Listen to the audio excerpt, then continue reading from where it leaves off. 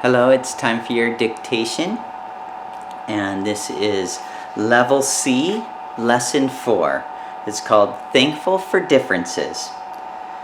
Stephen! Matthew walked across the classroom toward his friend.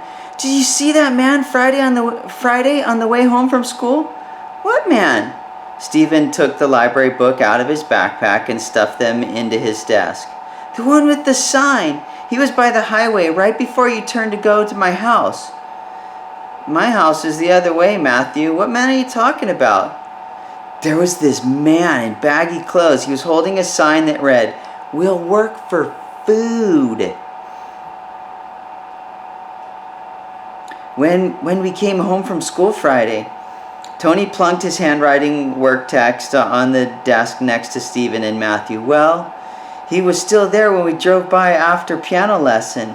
He said, I tried to get Grandma Miller to stop, but she said, Tonio, you never know about those people. He was gone by the time Dad came home from work. Emily thinks someone invited him home for supper.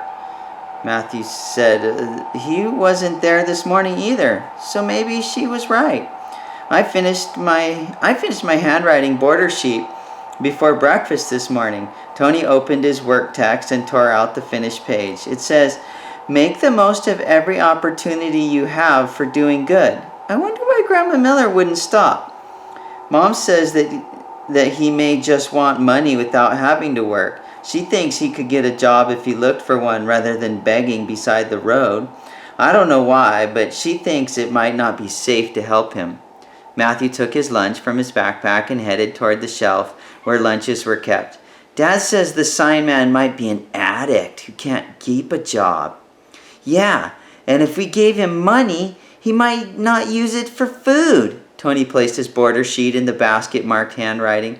Well, being addicted can sure change people. Matthew sat down at his desk as the bell rang. It really messed up my cousin Victoria. The children all took their seats as Mr. Valentino stepped to the front of the classroom. This morning, I'd like to start our day by talking about how Jesus treated people and how they felt about what he did. He began to walk slowly toward the classroom. When Jesus was alive, there was a horrible disease called leprosy. It wasn't understood very well. It was kind of like HIV is today because there was no cure and people were scared they might catch it and die from it. People in Jesus' time didn't understand about germs and how they spread, so people who got leprosy had no idea where it came from. Patchy sores would appear on their bodies, then become oozy, runny, and repulsive. As times went on, the victim's nose, earlobes, and fingertips and toes started to get numb. Soon the numbness spread, and some people even became paralyzed. Often the disease left people with deformities. Mr. Valentino stopped to adjust a mini blind to keep the sun out of Beth's eyes. Worse than the disease itself, he continued, was the lepers were outcasts. Once a person noticed a patchy spot on their skin, they were declared unclean by the priest and forced to leave their jobs, homes, family, friends, to roam around the countryside alone, except for other lepers. It was even sadder because people believed leprosy was a punishment from God for something really awful the leper had done. He paused. Sometimes the symptoms would go away just as mysteriously as they had come. Perhaps a lot of different skin problems were thought to be leprosy at first. If the patches cleared up, then the priest would declare the leper clean and send him home to friends and family. Mr. Valentino smiled at the children's serious faces. Now, at the beginning of his ministry, Jesus was healing and teaching in towns all over Galilee. Word of his healing power reached even the banished lepers. Crowds would surround Jesus, and this was a problem for lepers who were not supposed to get near healthy people. One day, a desperate leper came to Jesus on the outskirts of a village. The crowd parted, making a wide path for him as he made his way to Jesus. When he reached him, the leper knelt down in front of Jesus and said, I know that you can heal me, if you will. Jesus looked at the man and understood how he was suffering. Mr. Valentino stopped by Matthew's desk and put a hand on his shoulder. The crowd that stood around Jesus and the bold leper gasped as Jesus reached out and touched the leper with his hands.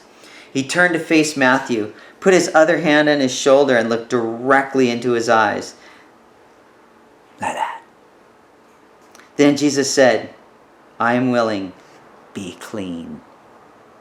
Immediately the leprosy left the man and he was cured. Matthew smiled at Mr. Valentino as Mr. Valentino continued his story.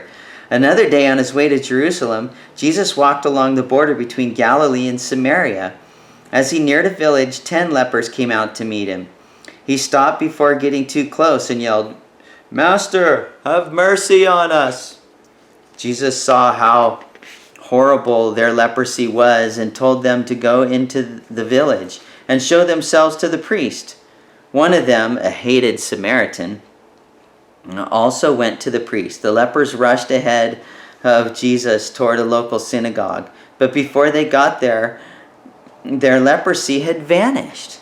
Mr. Valentino wiggled his finger.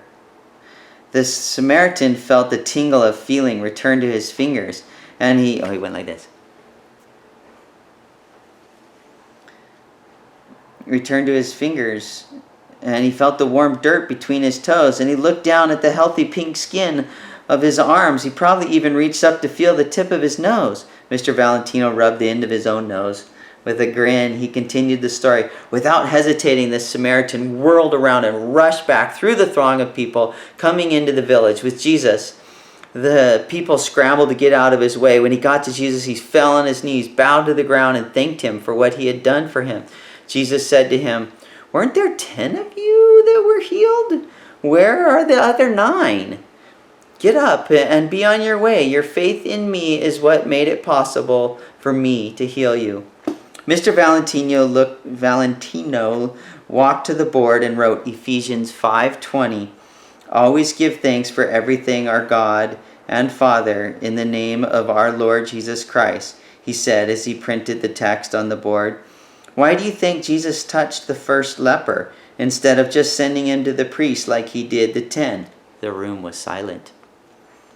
How do you think the leper felt as Jesus touched him? Mr. Valentino persisted. "He might not have been touched for a long time," Matthew suggested. "He was probably surprised."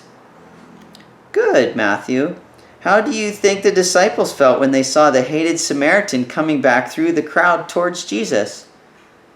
Setsuko slowly raised her hand. Mr. Valentino nodded in her direction. "Angry?" Setsuko asked.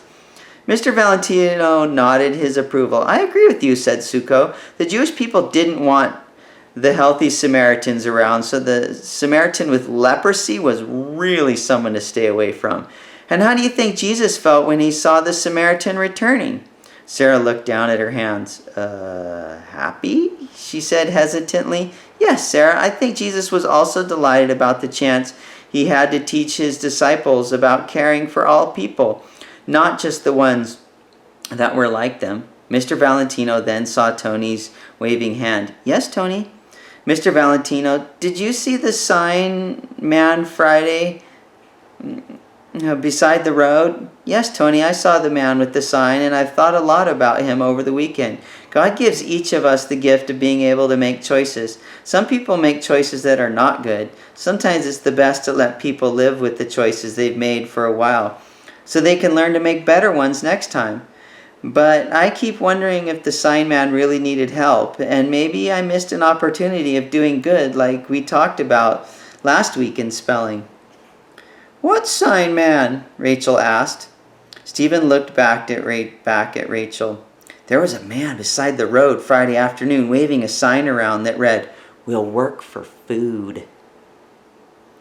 "We saw him too," Daniel said. "My dad said he may just want money so he can buy drugs or something. He said that if we stopped to help him, he might try and rob us." "That must be why Mom said it wouldn't be safe for us to pick him up," Matthew added. Tony looked at the words written on the board. "Always give thanks for everything to our God and Father in the name of our Lord Jesus Christ." He whispered, "I bet the sign man wishes he had something to thank God for." Mr. Valentino, Kristen asked in a troubled voice, how do you know if people really need help? Mr. Valentino thought for a moment before he answered, I'm not sure there's an easy answer to that question, Kristen. Perhaps God is using our sign man to teach us an important lesson about the people who are different from us, just like he used the thankful Samaritan leper so long ago. He paused. Let's ask God for wisdom on how to deal with this problem. The class bowed their heads. Mr. Valentino asked God to help them know what to do about the sign man. All right, it's time for dictation. So turn to page 27 in your spelling packet. And the starts with Kristen. Are you ready? Get your pencils ready. I'm going to read them 3 times. Kristen placed the glass on the windowsill.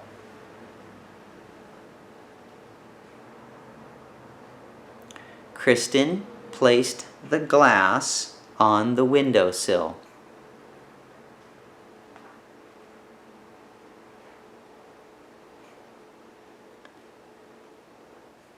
Kristen placed the glass on the windowsill. Don't forget the punctuation. Number 2. Please roll up your sleeve for your shot.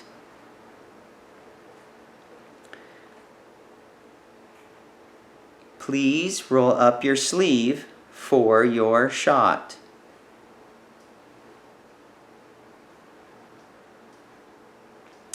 Please roll up your sleeve for your shot.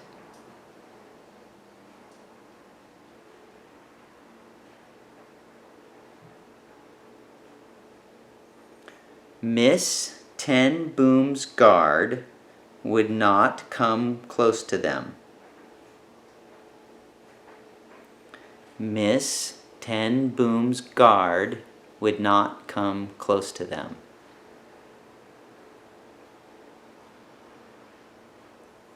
Miss Ten Boom's guard would not come close to them. All right, thank you very much. Do your proofreading. Bye.